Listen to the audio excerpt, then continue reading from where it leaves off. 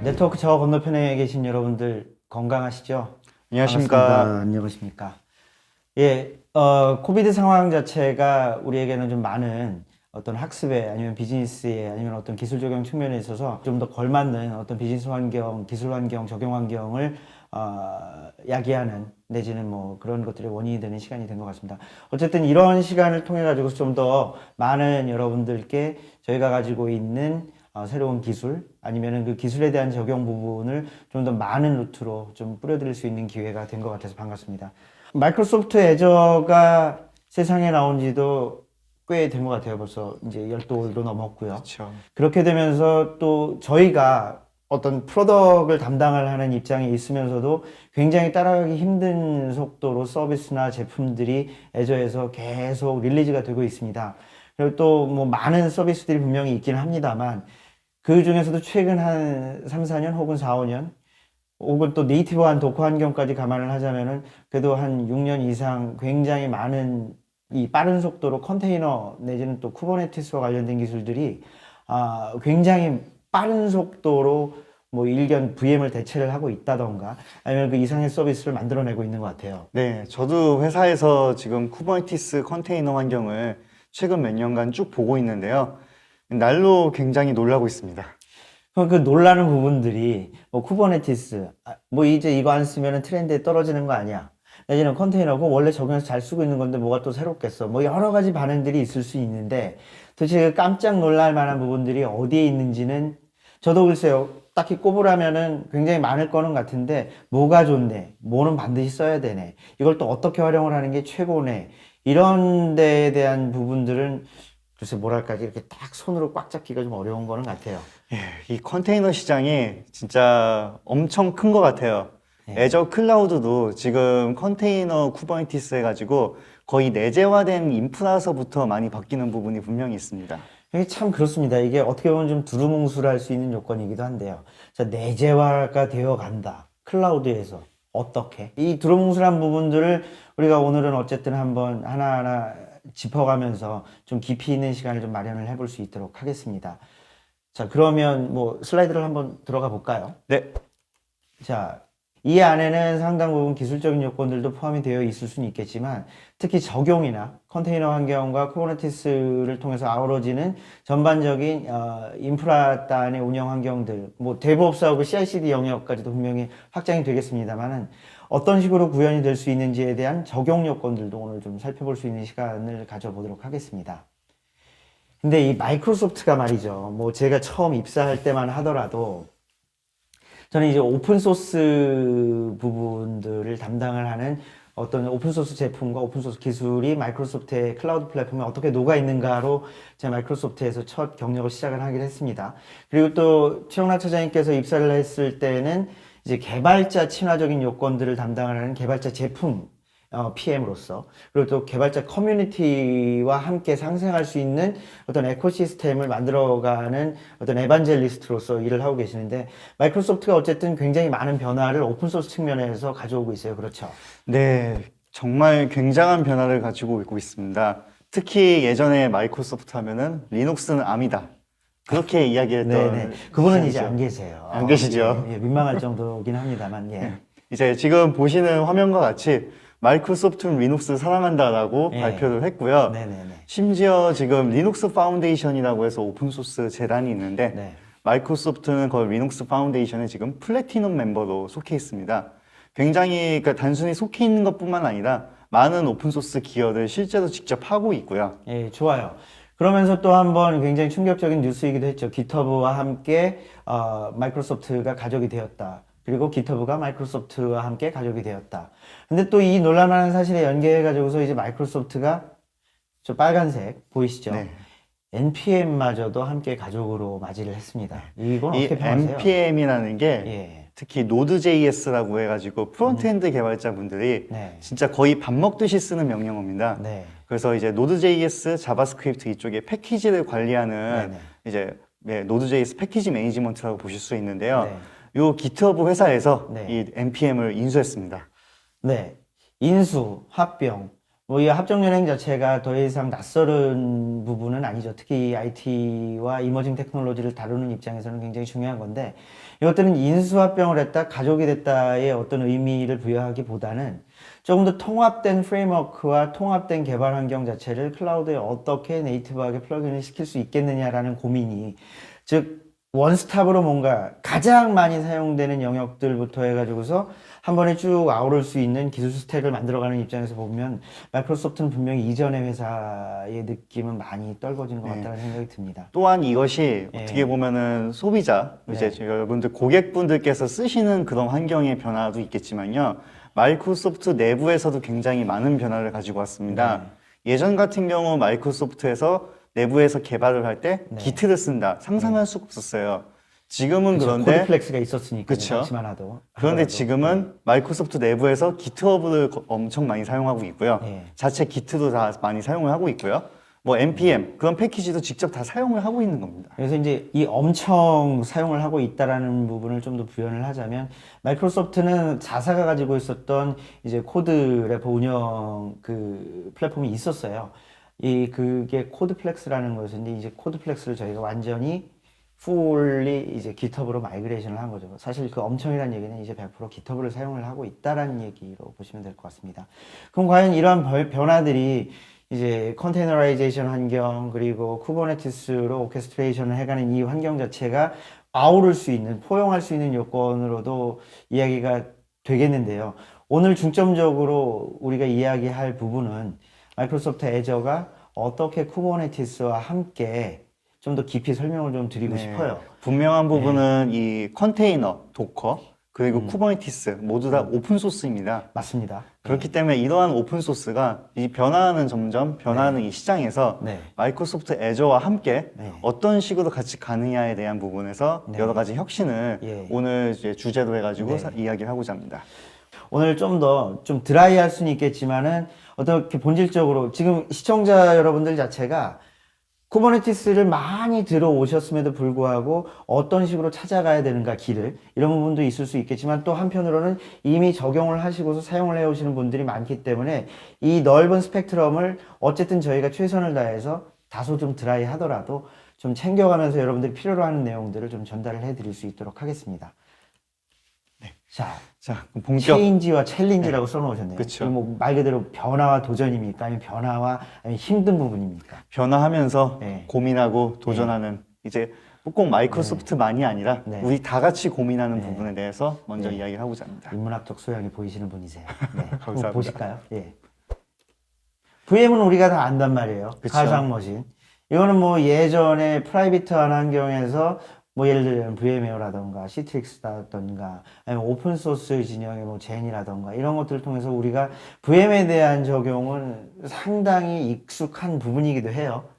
근데 뭐 혹자는 이제는 뭐 VM을 컨테이너가 막 대체를 한다. 이게 정말 반복할 수 있는 거냐 아니면 하나의 연계선상의 기술로 봐야지 되는 거냐 뭐 이런 부분들도 어떻게 보면은 이게 합집합이냐 부분집합이냐 뭐 이렇게 왈가왈부도 많아요. 이런 차이들이 도대체 뭘까요? VM 그리고 가상화에서 컨테이너로 이게 정말 가는 트렌드가 맞는 거예요? 이제 어느 정도 가는 트렌드가 뭐 전혀 틀리다고 할 수 없습니다. 아니 아직도 VM 가지고서도 어떻게 설계를 하느냐 이 VM 백엔드 IaaS 인프라가 굉장히 고민이 많을 수도 있는 부분인데 그것도 어쩌면은 충분하게 충족되지 않은 상황에서 컨테이너로 가요.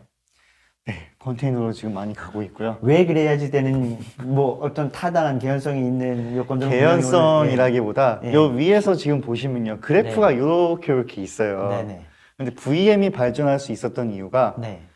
이제 예전 같은 경우는 서버를 직접 갖다가 설치하고 하는데 거의 네. 몇 주에서 몇 달이 걸릴 정도로 네. 서버를 증설하려면은 네, 맞습니다. 그런데 이제 가상 서버라고 등장하면서 네. 클라우드에서 가상 서버를 막 만들고 하는 거를 네. 이렇게 그래프처럼 온디맨드식으로 막 발전할 수가 있었거든요. 네.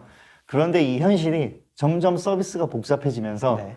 VM을 더 많이 만들어내고 구동하는 시간이 네. 많이 걸리는 겁니다. 네. 지금은 저희 고객의 눈은 무중단 서비스예요. 네. 서비스 중단이 없는 VM 가지고서 가상머신을 띄우는데 거의 몇 분에서 수십 분이 걸리는 그 시간을 네. 고객들은 기다릴 수가 없기 때문에 그런 것을 변화시킬 수 있고 충족할 수 있는 기술이 뭐냐?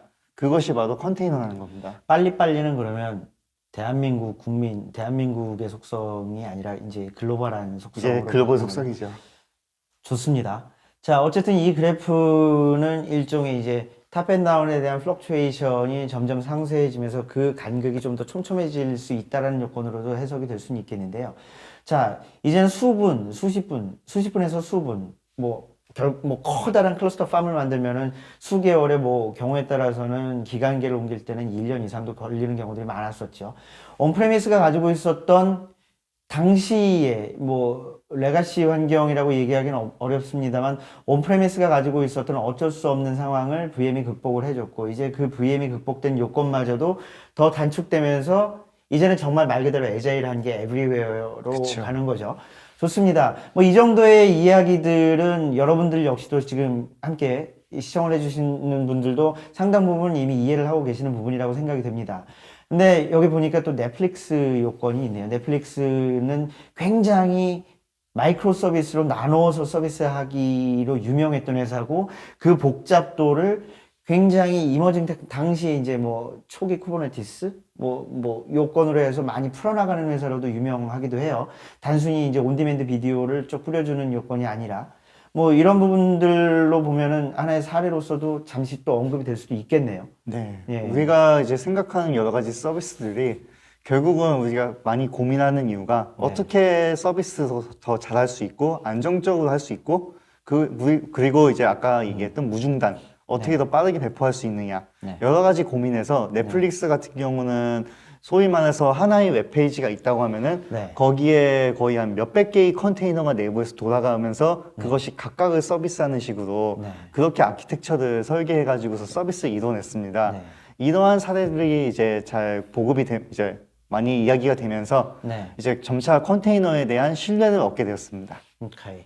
역시 오픈소스는 누군가가 이니셔티브를 세게 가지고 가면서 이 컨트리뷰션 할 수 있는 커뮤니티 환경만 잘 조성이 되면 굉장히 파급 효과 내지는 이 기술의 충격은 확실히 전해지는 것 같습니다. 좋습니다. 어쨌든 뭐 VM 대비라고 볼 수도 있겠는데 어쨌든 이게 비교 모수가 어딘지는 정확하게는 모르겠습니다만 가트너 쪽의 설문이고요. 네네. 아까 넷플릭스라든가 이런 것에 영향을 네. 받아가지고 네. 실제로 많은 큰 기업들이 예. 지금 컨테이너 시장으로 컨테이너 운영 프로그램으로 예. 다 하나둘씩 바꾸고 있는 상황입니다. 이 가트너가 되든 IDC가 되든 어떠한 이제 기술 요건을 중심으로 시장 조사를 하는 이 단체에서 내보내는 리포트들이 마냥 허구만은 분명히 아닌 거는 같아요. 그렇다면은 저 75%라는 숫자를 굳이 보수적으로 보지 않더라도 어느 정도 시간이 지나면은 컨테이너가 분명히 요소요소에 자리 잡을 수 있는 여건은 분명히, 네. 있다고 볼 수도 있겠습니다. 일단 그렇게 한번 믿고 보시죠. 자, 그런데 예. 제가 하고 싶은 이야기는 네. 이 컨테이너 시장으로서 계속 변한다라고 네. 하지만은 네. 그 기반에 무엇이 있는가라고 네. 하는 겁니다. 네. 우리가 가상 머신을 가지고서 서비스를 네. 한다라고 했을 때 소위 말하는 뭐 버추얼 박스, VM웨어 해가지고 예. 개별 윈도우 PC에 설치해서 서비스를 하진 않잖아요. 예. 분명히 이제 그런 거에 대해서 전반적으로 관리해서 예. 가상 머신 뭐 몇백 대, 몇천 대를 네. 어떻게 잘 관리하면서 네트워크 중단 없이 쓰느냐. 예. 그 부분에 대한 고민이 있고요. 예. 이러한 것도 컨테이너도 마찬가지로 예. 도커라고 해가지고 기술이 있지만은 네. 컨테이너만으로는 네. 아까 넷플릭스 같은 경우에 몇백 개의 컨테이너가 네. 뒷받침하고 있는데 네. 그것들을 안정적으로 관리할 수 있는 네. 오케스트레이션이 필요하다는 겁니다. 그렇죠. 뭐 여러분들도 익히 잘 알고 계시겠습니다만은 컨테이너는 굉장히 빠르게 그리고 서비스 오리엔티드 되어 있는 요건으로 이미지를 빌드하고 그 다음에 배포하는 데는 분명히 효과가 있는 것으로는 뭐 상당 부분 네. 입증이 됐어요. 그런데 그 스스로는 스탠드얼론 그 컨테이너 자체로는 방어 기전이 별로 없는 이 맞습니다. 덩어리잖아요. 그래서 이 오케스트레이터라고 하는 게 네. 사실 컨테이너 시장이 2015년 한 중반쯤에 해서 네. 계속 성장을 하면서 네.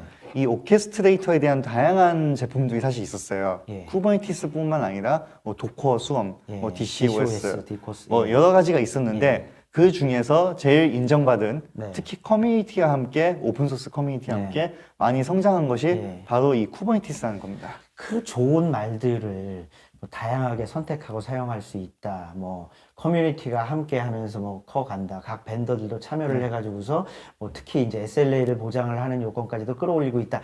이런 것들은 굉장히 뭐랄까 좀 상업적인 용어 같아요. 상업적인 용어. 네.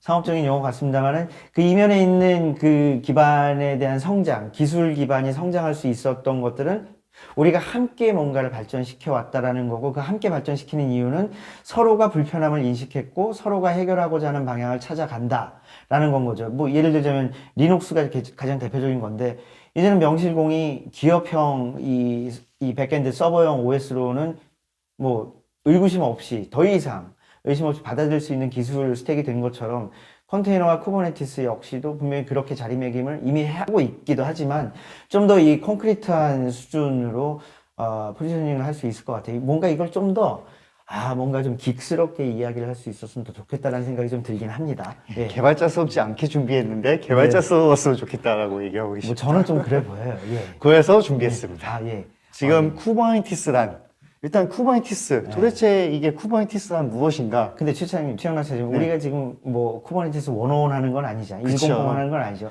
잠시만 좀 참아주세요. 우리가 이제 이 많은 스펙트럼의 다양한 이 스펙트럼의 이 시청자들도 함께하고 계시니까 일단은 소개는 그래도 한번 명분 있게 한번 해볼 필요가 있죠. 예. 뭐 저는 그렇다고 뭐 쿠버네티스의 정의가 어떻고 뭐 예. 도커 컨테이너가 어떻고 좋아요. 뭐 예. 엔바이엠 매트릭스 그런 얘기를 하고자 좋아요. 하는 게 아니고요. 네.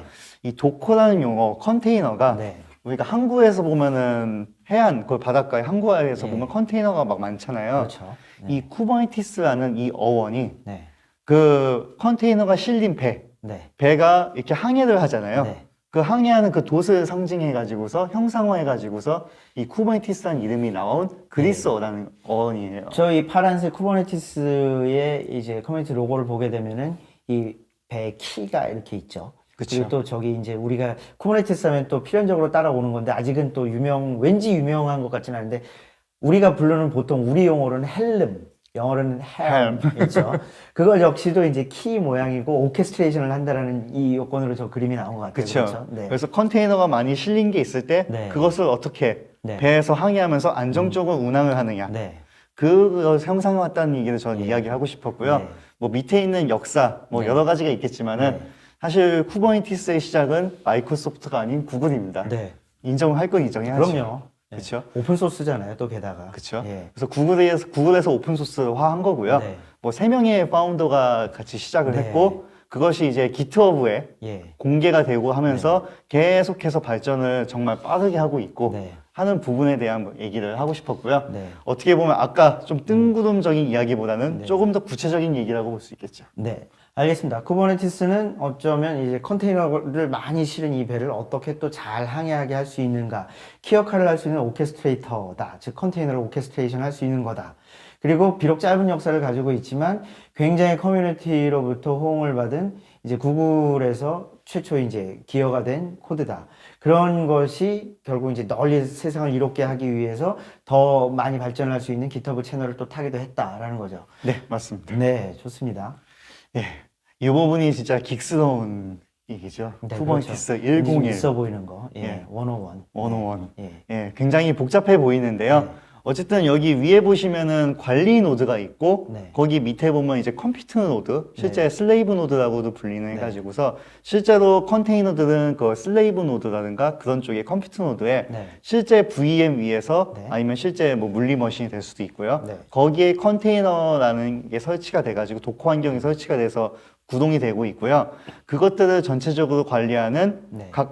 예를 들어서 각각의 VM들이나 실제 물리 머신에서 컨테이너가 실행되면은 그거에 대한 정보가 어딘가 수집이 돼야 될 겁니다. 그렇죠. 그 부분이 있고 그 위에서 마스터 노드라고 해가지고서 네. 그거에 대한 부분을 전반적으로 오케스트레이션을 하고요. 네. 그거와 관련된 네트워크에 대해서도 잘 관리를 이루어지는 그런 전체적인 환경이 쿠버네티스다라고 보시면 되겠습니다. 뭐 예전 개념이랄 건 없죠. 지금까지도 계속 유지 발전이 되고 있는 개념이니까 어쩌면 이제 호스트와 클라이언트 아니면 서버와 클라이언트 개념으로 해서 이제 서버 사이드에서는 뭔가 좀 더 마스터의 역할, 슈퍼바이징을 해주면서 그 밑에 있는 슬레이브 혹은 컴퓨터 자체가 제 할 일을 할 수 있도록 해준다라는 전통적인 개념에서는 크게 다르지 않아요. 다만 이제 그 단위 자체가 컨테이너라는 거고 그 단위를 아우르는 게 레지스트리를 포함한 쿠버네티스 환경에서 쭉 이제 끌고 갈 수 있도록 해준다라는 측면에서 보면은 개념 자체는 뭐 크게 어렵게 이해할 부분은 전혀 없는 것 같아요. 뭐 그렇게 깊숙럽진 않네요. 그래요.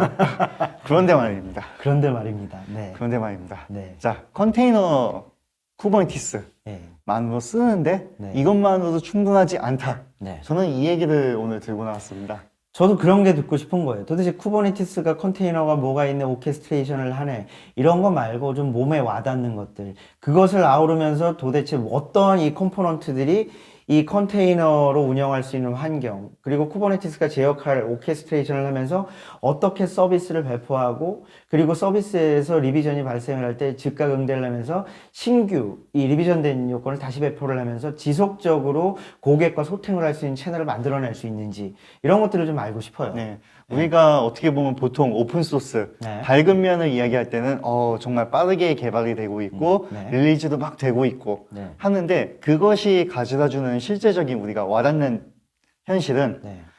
빨리 이제 릴리즈가 새로 되니까 네. 예를 뭐 이제 쿠버네티스도 점점 기능이 개선되고 네. 보안도 더 강화되고 하고 네. 있는데 네. 그것을 또 설치하시는 엔지니어, 관리하시고 모니터링 하시는 분은 진짜 3에서 6개월마다 업그레이드를 막 해야 돼? 그러게요. 네. 그러면은 그렇죠. 진짜 뭐 밤을 새고 해도 근데 이제 밤을 새고 하면 되면 좋은데 네.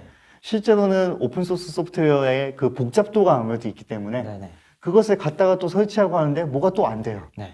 그러면 또 뭐 롤백을 하다가 네. 실제적인 그렇죠. 서비스 장애가 나고 네, 맞습니다. 그렇게 되면 보통 이제 예. 고객분들은 사이트가 접근이 돼야 되는데 사이트부터 접근이 안 되고 소위 말하면 로그인부터 안 되는 이제 그래서 뭐 서버가 뻗었다고 얘기하면서 네. 그러한 현상이 계속 발생하는 겁니다. 즉 쿠버네티스라는 게 어떻게 보면은 이렇게 여러 많은 컨테이너들을 네. 쉽게 개발하고 그거에 따른 네트워크도 잘 관리가 이루어지고 네. 굉장히 좋은 부분인데요. 그런 것들이 우리가 당장 앱을 개발하고 그 개발한 앱을 빠르게 네. 배포해서 네. CI/CD로 해서 관리가 이루어지는데 네. 그게 또 컨테이너 환경, 쿠버네티스 환경과 따로 노는 경우도 있고요. 네. 그런 것들이 또 전체적으로 관리를 할 때 네. 뭔가 갭이 계속 하나하나 단계별로 벽이 있으면서 예. 빠르게 뭔가 쓰려고 쿠버네티스 도입했는데 더 느려지는 현상이 발생하는 겁니다. 그러면 이 쿠버네티스 컨테이너 이것 자체를 인프라로 규정을 짓는 게 맞을까요? 아니면은 뭐 아직도 좀 주저하면서 제가 쓰는 말이긴 한데 데브옵스의 어떤 한 컴포넌트로 봐야 될 뭘로 보는 게 맞을까요? 저는 선언적으로 말씀드리긴 예, 좀 어려울 수는 있어요. 그렇죠? 예, 예. 뭐 선언적으로 이야기하는 것보다 네. 상생하는 어떤 인프라의 하나의 새로운 요소라고 생각을 합니다. 인프라는 뭔가 좀 더 옵스 영역으로 봐진단 말이에요. 네. 그렇죠. 그리고 개발 영역에서는 머신에다가 실제 서비스를 할 수 있는 코드를 패키징해서 배포를 한단 말이에요. 그러면 머신과 코드가 함께 존재하는 데브 영역이죠. 근데 클라우드 시대에서는 옵스와 데브를 무자르듯이 하기는 좀 어려운 것 같아요. 왜냐하면은 개발자도 심지어 뭐 DBA든 아니면 프론트엔드 개발자가 되든 직접 그 머신에 직접 접근을 해서 그 머신을 꾸민단 말이에요. 퍼포먼스 측면에서든 아니면 어떤 그 이제 성능을 좌지우지하는 요건으로 스스로가 선택을 한단 말이죠. 그럼 옵스 엔지니어는 필요가 없는 건 얘기죠. 그럼 컨테이너는 누가 주로 사용을 하게 되는 거예요? 그러니까 이 부분이 예. 그래서 점점 어떻게 보면은 저희 이제 정말 다양한 지금 스타트업도 많고 네. 그렇죠 대기업들도 많고 중소기업 많고 하다 보니까요 거기에 실제 모여가지고 지내시는 분이 네. 어떤 회사는 소위 말하는 옵스스러운 회사가 많고요 네. 어떤 회사는 대부 중심의 회사가 많고 네. 그 환경에서 네. 이 도커나 컨테이너 쿠버네티스라는 기술이 네. 분명히 이제 개발 중심으로 해가지고 많은 영향을 미치는 조직도 많고요. 네. 어떤 조직은 인프라 중심으로 영향을 미치는 조직도 네. 많아요. 예. 그 환경에서 어떤 부분에서 가장 최적이냐는 선택을 네. 자유롭게 할 수 있는 그 선택지가 넓어졌다라고 저는 생각을 하고 있습니다. 공부해야 될 거 알아야 될 게 더 많아진 순간입니다.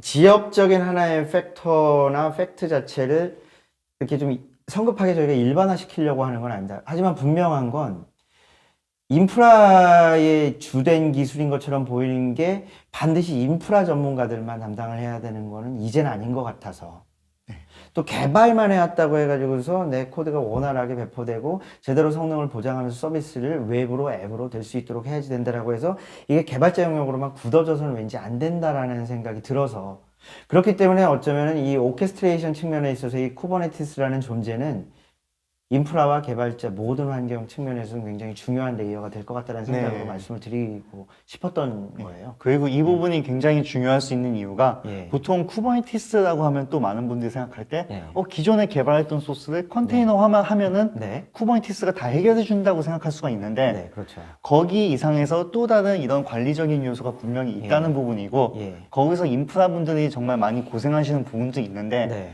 지금 우리가 지내는 현실은 네. 그 인프라 분들이 다 있는 환경이 아닐 수가 있다는 겁니다. 그렇죠. 네. 거기서 인프라에 대한 고민을 하면서 네.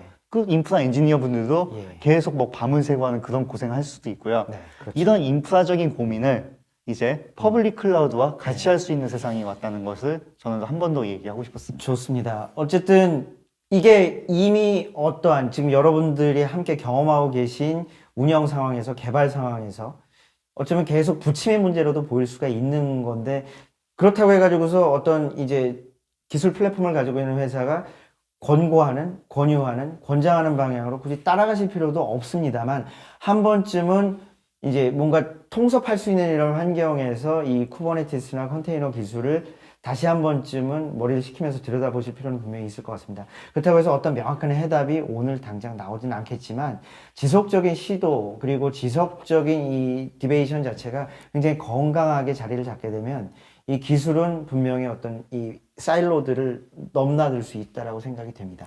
네, 좋습니다. 자, 여기 왼쪽에 지금 기사에서 보면요. 네. 2016년 7월입니다. 네. 아까 쿠버네티스는 3명의 파운더가 있었다고 했는데요. 네, 네. 예. 그 중에 한 분을 마이크로소프트에서 영입을 했어요. 거의 스카웃이죠. 그분의 의지가 실제 있었고요. 네. 근데 이것이 마이크로소프트와 같이 만나면서 네. 굉장히 근본적인 변화가 네. 마이크로소프트 애저라는 이 클라우드에서 네. 지난 몇 년간 생겼습니다. 네, 네. 이것이 이제 보이지 않는 내부에서의 변화부터 시작해가지고서 정말 많은 변화가 있었고요. 뭐 오늘은 전체적으로 쿠버네티스 얘기 많이 하겠지만은 네. 그것뿐만 아니라 네. 마이크로소프트 애저가 지금 서비스가 100개가 넘어요. 그 이상도 될 것 예. 같은데요. 저도 다 기억을 못해요, 솔직히. 저도 못하겠어요. 그런데- 큰일이네요. 예. 그런데 이 많은 서비스들이 네. 예전에는 어떻게 보면 컨테이너 하면은 뭐 쿠버네티스 서비스 하나 쓰면 되는 거 아니에요? 네. 그렇게 얘기했는데 네. 이분이 오시고 하면서 애저에 있는 상당 부분의 서비스가 이제 컨테이너를 다 추가로 지원하는 걸로 바뀌고 있다는 겁니다. 네. 그 애저에서는 보통 이야기할 때 웹앱이라는 용어를 많이 쓰는데 네. 소위 말하면은 기존에 웹 호스팅 하던 거를 클라우드로 호스팅 한다고 보시면 돼요. 그렇죠. 그래서 그냥 소스 파일 복사해서 하거나 아니면 뭐 이제 기트하고 연관되면서 소스 동기화한다거나 거기서 끝났었는데 네. 컨테이너로 지원하는 컨테이너 이미지로 만들어서 그것을 바로 웹앱으로 올릴 수 있는 그런 옵션부터 해가지고 예.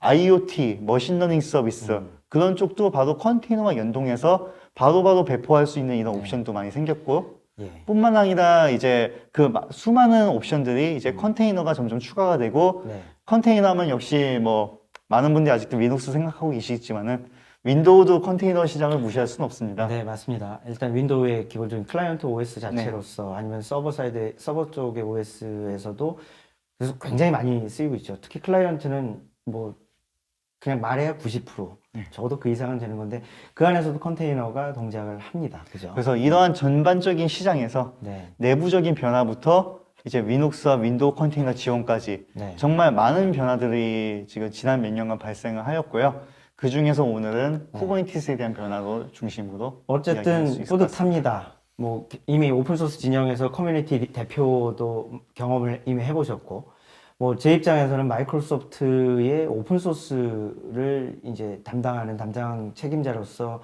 일을 해봤는데, 마이크로소프트는 오히려 더 예전의 색깔을 지우려고 하는 게 아니라 예전의 모습을 과감하게 버리는 것 같아요. 그러면서 왠지 더 오픈소스 중심의 회사로 발전을 하는 것 같은데, 어쨌든 그 맥락에서 컨테이너 기술이 마이크로소프트 애저에서 그렇듯 오픈소스 네이티브 했던 기술이 어떻게 그 존재 그 자체로서 이제 운영되고 있고 서비스되고 있는지를 한번 계속 깊이 있게 알아볼 수 있도록 하겠습니다. 예.